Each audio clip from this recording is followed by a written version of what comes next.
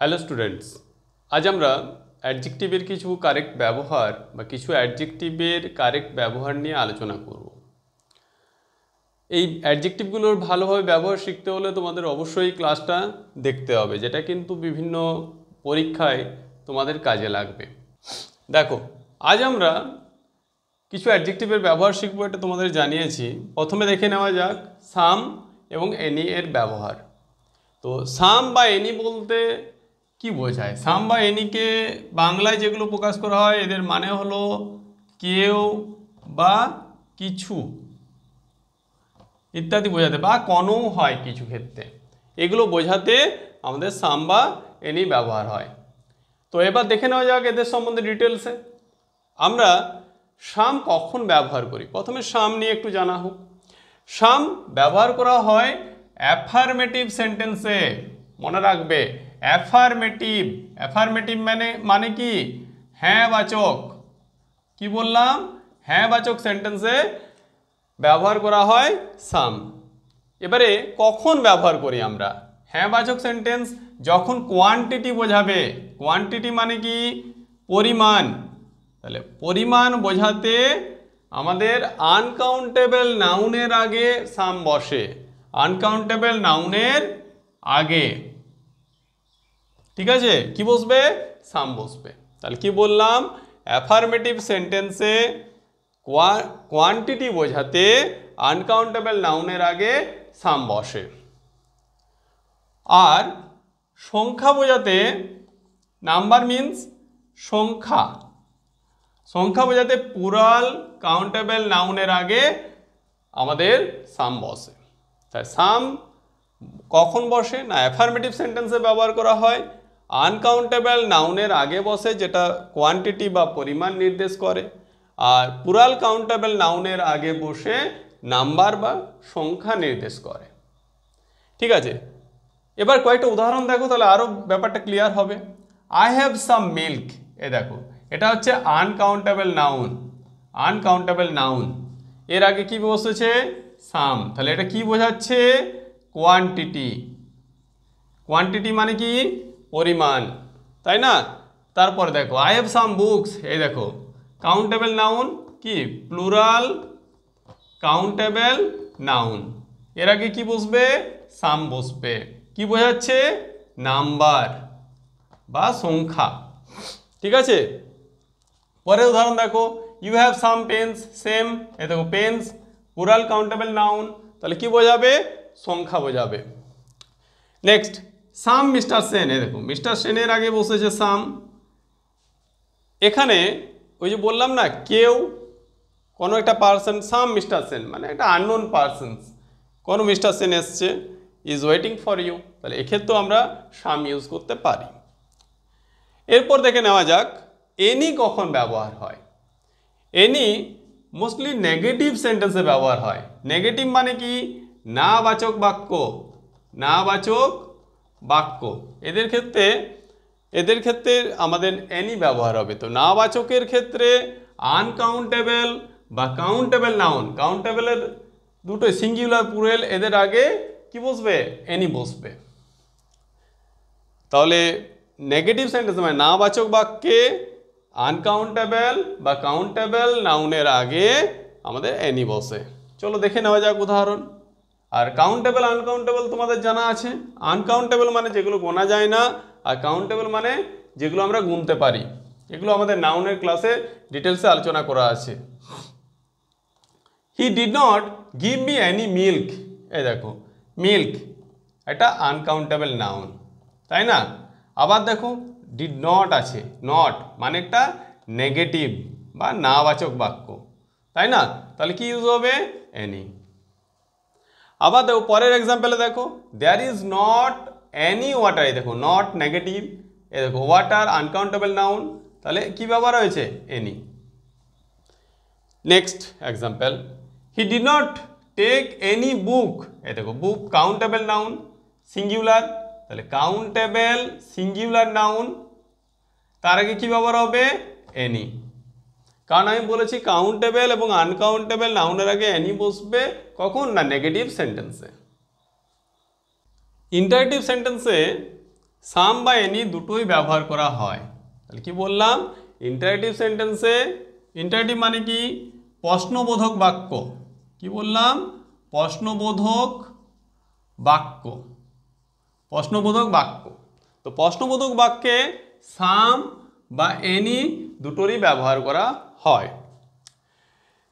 তবে এক্ষেত্রে কিছু ব্যতিক্রম আছে, যেটা আমি তোমাদেরকে বলছি। ইজ দেয়ার এনি ম্যান, এ দেখো এটা ইন্টারেটিভ সেন্টেন্স, ইন্টারেটিভ মার্ক আছে। Any man there, has he any letter for me. আবার একটা দেখো, will you give me some water, এ দেখো সাম ইন্টারেটিভ সেন্টেন্স। এক্ষেত্রে তোমাদের একটা জিনিস মনে রাখতে হবে খুব ভালো হবে, যে সাম is rightly used in interactive sentences. কি জন্য, to express commands or request. মানে কি, সেন্টেন্সটার মাধ্যমে, প্রশ্নবোধক সেন্টেন্সটার মাধ্যমে যদি কোনো কমান্ড মানে আদেশ বা কোনো রিকোয়েস্ট মানে অনুরোধ এগুলো বোঝায়, তখন সাম আমাদের কারেক্ট ইউজ হবে ইন্টারেটিভ সেন্টেন্সে। তাহলে সামকে কারেক্টলি ইউজ করতে গেলে বা রাইটলি ইউজ করতে হলে আমাদের কি এক্সপ্রেস করতে হবে সেন্টেন্সের মাধ্যমে, কোনো কমান্ড বা রিকোয়েস্ট, তাই না? তাই কমান্ড বা রিকোয়েস্ট যখন বোঝাবে তখন হচ্ছে আমরা ইন্টারেটিভ সেন্টেন্সে সাম ইউজ করব। আর এটাই হচ্ছে সামের রাইটলি ইউজড ইন্টারেটিভ সেন্টেন্সের ক্ষেত্রে। না জেনারেলি এনি ইউজ হয়, বাট কমান্ড বা রিকোয়েস্ট হলে সাম ইউজ করতে হবে। যেমন দেখো, will you give me some water, will you give me some water, এটা কি এক্সপ্রেস করছে, রিকোয়েস্ট, রিকোয়েস্ট করছে, তাই না? এই যে এই সেন্টেন্সটার মাধ্যমে রিকোয়েস্ট করা হচ্ছে, তাহলে এখানে সাম প্রপার ইউজ হয়েছে। এরপর চলে আসি এনি। এনি এর ব্যবহার নো এর পরে হয় না। এনি এর ব্যবহার কি বললাম, নো এর পর হয় না। মনে রাখবে এটা কেন হয় না আমি বলছি। আগে উদাহরণটা দেখো, I have no any money, এ দেখো নো এর পর আমি বলেছি হয় না, তাহলে এটা কি ভুল ইউজ, তাই না? কি হবে, এই নো এর পর যদি নো বলা হয় তাহলে কিন্তু এনি হয় না, তার মানে এটা কারেক্ট ইউজ হবে, আই হ্যাভ নো মানি। বা আমরা এটা করতে পারি, I have not any money. ঠিক আছে, নট এনি মানি এটাও কিন্তু কারেক্ট, কিন্তু এটা কখনোই হবে না, নো এর পর ইউজ হয় না। কেন হয় না এবার আমি আসছি। নো মিনস নট এনি, তাই নট আর এনি মিলে কি হয়, নো। এবার দেখো কেন হয় না। নো একটা অ্যাডজেক্টিভ, কি বললাম, নো একটা অ্যাডজেক্টিভ, এনি একটা অ্যাডজেক্টিভ, নট একটা অ্যাডভার্ব। দেখো পরপর দুটো অ্যাডজেক্টিভ ব্যবহার সাধারণত হয় না, তার জন্য নো আর এনি দুটো অ্যাডজেক্টিভ পাশাপাশি বসবে না। কিন্তু দেখো নট হচ্ছে অ্যাডভার্ব, অ্যাডভার্বের কাজ কি, অ্যাডজেক্টিভ বা ভার্বকে কোয়ালিফাই করা, তাই না? তাই যেহেতু এটা অ্যাডজেক্টিভ, তার আগে একটা অ্যাডভার্ব কোয়ালিফায়ার হিসাবে বসতেই পারে। তার জন্য আমাদের কারেক্ট ইউজ হচ্ছে নট এনি, বা আমাদেরকে নো ইউজ করতে হবে। কিন্তু নো এনি এটা কখনোই ইউজ হবে না, এটা কিন্তু মাইন্ডে রাখবে, এটা হচ্ছে ভুল ইউজ। এরপর আমরা যেটা শিখব, little, a little, the little এবং নট এ লিটিলের ব্যবহার, এবং তার সাথে সাথে এর কম্প্যারিজন করব few, a few, the few এবং নট এ ফিউ এর সাথে, কারণ দুটোই সেম। এক লিটিল, এ লিটিল এগুলো হচ্ছে কি আনকাউন্টেবল নাউনের ক্ষেত্রে ব্যবহার হয়, আর few, a few, not a few এগুলো কাউন্টেবল নাউনের ক্ষেত্রে ব্যবহার হয়। এটাই হচ্ছে এদের main difference. Little denotes quantity, কি বললাম, কোয়ান্টিটি মানে পরিমাণ, পরিমাণের নির্দেশ করে। And is generally followed by a singular noun, এটা সিঙ্গুলার নাউন সাধারণত এরপর বসে, ঠিক আছে, লিটিলের ক্ষেত্রে। অন্যদিকে few is oppose to many, মানে মেনির অপোজিট হচ্ছে ফিউ। ফিউ ডিনোটস নাম্বার, অন্যদিকে লিটিল কাকে ডিনোট করছিল, কোয়ান্টিটি বা পরিমাণ, আর ফিউ ডিনোটস নাম্বার বা সংখ্যা, এটাকে ডিনোট করবে। এবং এটার পরে followed by a plural noun, এটাই কি ছিল, সিঙ্গুলার নাউন। তাহলে খেয়াল রাখো দুটোর মধ্যে ডিফারেন্সটা মনে রাখো। ফিউ কোয়ান্টিটি বা পরিমাণকে নির্দেশ করে এবং এরপর সাধারণত একটা সিঙ্গুলার নাউন বসে। অন্যদিকে লিটিল কোয়ান্টিটি বা পরিমাণকে নির্দেশ করে এবং এরপর সিঙ্গুলার নাউন বসে। অন্যদিকে ফিউ মেনির অপোজিট, ফিউ ডিনোটস করে নাম্বারকে, ঠিক আছে, বা সংখ্যাকে, এবং এটার পর একটা প্লুরাল নাউন বসে। এরপর চলে আসি কিছু রুলসে। Little has a negative force. দেখো, এটা নেগেটিভ ফোর্স মানে হচ্ছে যেটা না বাচক বোঝানোর একটা চেষ্টা থাকবে, বা নেগেটিভ মানে না বোধক মিনিং এক্সপ্রেস করবে। Meaning almost nothing. Almost nothing মানে প্রায় নেই। অলমোস্ট নাথিং মানে প্রায় নেই, ঠিক আছে, মানে না বাচক একটা বোধ রয়েছে। যেমন দেখো, he has little time to spare. এই দেখো, লিটিল টাইম মানে তার সময় নেই বললেই চলে, কি না অপচয় করার জন্য। I care little for him. এ দেখো, আই কেয়ার লিটিল, হ্যাঁ, মানে কোনো কেয়ারই নেয় না, ঠিক আছে, মানে কোনো কেয়ারই নেয় না। তাহলে এটা কি অলমোস্ট নাথিং বা অলমোস্ট নো কেয়ার, এটাও আমরা বলতে পারি। কি বলতে পারি আমরা? এটা অলমোস্ট নো কেয়ার, ঠিক আছে। তার যখন এরকম একটা নেগেটিভ সেন্স আসবে, তার জন্য আমরা কি ব্যবহার করব? লিটিল, বা লিটিলের ব্যবহার এরকম একটা নেগেটিভ সেন্সের ক্ষেত্রে ব্যবহার হয়, যে ক্ষেত্রে প্রায় নেই বা কোনো কেয়ারই থাকে না বা অলমোস্ট নাথিং বোঝানোর ক্ষেত্রে ব্যবহার হয়।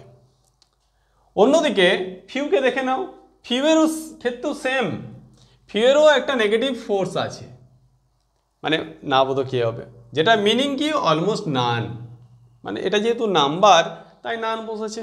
এখানে যেহেতু কোনো নাম্বার ছিল না, এটা কোয়ান্টিটি ছিল, তার জন্য নাথিং বলেছিলাম। I have few friends here. এ দেখো, I have few friends here, that means no friends,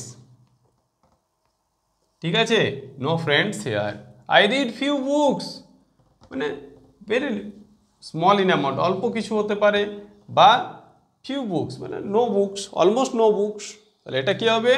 এটা অলমোস্ট একটা যোগ করবে, অলমোস্ট নো ফ্রেন্ডস বা অলমোস্ট নো বুক, ঠিক আছে। পরে চলে আসি এ লিটিল।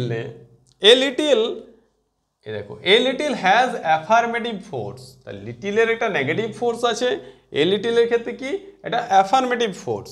অ্যান্ড মিনস মানে এটা কাকে বোঝায়? এ স্মল কোয়ান্টিটি, মানে অল্প পরিমাণ বোঝাতে, অল্প পরিমাণ, এই অল্প পরিমাণ বোঝাতে আমাদের এ লিটিল বসে। যেমন দেখো, উদাহরণগুলো দেখো, I want a little sugar, মানে আমি অল্প কিছু বা অল্প পরিমাণ চিনি চাই। এরকম যদি কেউ বলে তাহলে তার মানে হবে কিছু অল্প পরিমাণ চিনি চাইছে। হি হ্যাজ এ লিটিল মানি, তার মানে তার কাছে অল্প পরিমাণ টাকা আছে, বেশি টাকা নেই তার কাছে, তাই না? তাহলে এগুলো স্মল কোয়ান্টিটি বোঝাচ্ছে বা অল্প পরিমাণকে বোঝাচ্ছে, ঠিক আছে। তাহলে লিটিল মানে অলমোস্ট নাথিং, এ লিটিল মানে a small quantity, a little মানে হলো এ স্মল কোয়ান্টিটি বা অল্প পরিমাণ। এবার চলে আসি এ ফিউ এর ক্ষেত্রে। এ ফিউ অপোজ টু নান, মানে নান মানে কেউ নেই, যেটা আগে বোঝাচ্ছিল ফিউয়ে, তার অপোজিট মানে কি সাম ইন নাম্বার। দেখো, সাম মানে কিছু সংখ্যায় বোঝাবে। যেমন I have few friends here, তার মানে অল্প কিছু বন্ধু আছে, এটার ক্ষেত্রেও অল্প কিছু। হ্যাঁ, I give me a few oranges. এ দেখো, এ ফিউ অরেঞ্জেস মানে ওই অল্প কিছু লেবু দাও। তাহলে এই দেখো, অল্প কিছু বা সাম, এটা বোঝানোর জন্য কি ব্যবহার হচ্ছে? এ ফিউ, ঠিক আছে। আর ফিউ বোঝাচ্ছিল নো ফ্রেন্ডস বা অলমোস্ট নাথিং বা অলমোস্ট নো, এগুলো বোঝানোর জন্য, ঠিক আছে। The little has a double force, one positive and the other, sorry, one negative and the other positive. Okay, মানে একটা লিটিলের ব্যবহার হয় পজিটিভ এবং নেগেটিভ এই দুটো ব্যাপারকেই বোঝাতে। তো কিভাবে এই দুটো ব্যাপার বোঝানো হয় সেটা সেন্টেন্সের মাধ্যমে আমরা দেখে নেব, কিন্তু তার আগে আমাদের জানতে হবে ইট means not much but all that is, মানে কি বেশি নয় কিন্তু যেটা আছে সবটাই বা পুরোটাই। ঠিক আছে, যেমন I spend the little money I had, মানে আমার কাছে যে অল্প কিছু মানি ছিল বা টাকা ছিল তার পুরোটাই আমি স্পেন্ড করে ফেলেছি, মানে খরচা করে ফেলেছি। মানে কি বললাম, এই যে নট মাচ, অল্প পরিমাণ, কিন্তু যেটুকু আছে পুরোটাই বা সবটাই। তাহলে এটার পজিটিভ মিনিং কি, I spend all the money I had, মানে আমার কাছে যা কিছু টাকা ছিল সব খরচা করেছি, এটা হচ্ছে positive meaning. The money I had was not much, এই যে বললাম যে টাকাটা আমার কাছে ছিল সেটা যথেষ্ট ছিল না, তাহলে এই দেখো নেগেটিভ। তাহলে দেখতে পাচ্ছ একটা সেন্টেন্সের মধ্যে দুটো এক্সপ্রেশন কিভাবে আসছে। তার মানে the little means not much but all that is, মানে অল্প পরিমাণ কিন্তু তার পুরোটাই। তারপর চলে আসি দ্য ফিউ, সেম দ্য ফিউরও ডবল ফোর্স আছে, one negative and the other positive, তাই না? কিন্তু it means not many but all that there are, মানে এটা হচ্ছে সংখ্যার ক্ষেত্রে বোঝাবে, মানে নট মেনি মানে সংখ্যায় বেশি না, কিন্তু যেগুলো আছে সেগুলোই তাদের পুরোটাই বা তাদের সবটাই। যেমন দেখো উদাহরণটা, I read the few books I had, মানে আমার কাছে সংখ্যায় কম হলেও যে কয়েকটা বই ছিল আমি তাদের সবগুলোই পড়ে নিয়েছি। এবারে ডবল মিনিংটা দেখে নাও, ওই আগেরটার মতোই, I read all the books I had, আমার কাছে যে সমস্ত বইগুলো ছিল সবগুলোই পড়েছি, positive. The books I had were not many, আমার কাছে যে বইগুলো ছিল তারা সংখ্যায় বেশি ছিল না, তাহলে এটা হলো নেগেটিভ মিনিং। দেখতে পাচ্ছ একটা সেন্টেন্সের মধ্যে ওই সেম লিটিলের মতোই এক্সপ্রেস করছে, কিন্তু এক্ষেত্রে নাম্বার বোঝাচ্ছে, লিটিলের ক্ষেত্রে কোয়ান্টিটি বোঝাচ্ছিল। এরপর চলে আসি not a little, not a little means much, মানে এটা এক্সপ্রেস করে এইভাবে কম পরিমাণ নয়, কম পরিমাণ নয়। ঠিক আছে, তাহলে he gave me a little travel, little travel that means সে আমাকে কিন্তু প্রচুর ট্রাভেল দিয়েছিল, যেটা কিন্তু কম নয় মোটেও, তাই না? তাহলে এই যে কম পরিমাণে নয় এটা বোঝানোর জন্য কি ব্যবহার হবে, নট এ লিটিল। অন্যদিকে নট এ ফিউ, এটাও মানে হচ্ছে সংখ্যায় কম নয়, যেমন এ প্রিটি লার্জ নাম্বার, মানে সংখ্যায় অনেক হতে পারে, বা মেনি, এগুলো বোঝানোর ক্ষেত্রে ব্যবহার হয়। যেমন উদাহরণটা দেখো, he gave me not a few cakes, সে আমাকে অল্প কিছু কেক দেয়নি, মানে অনেক কেক দিয়েছিল।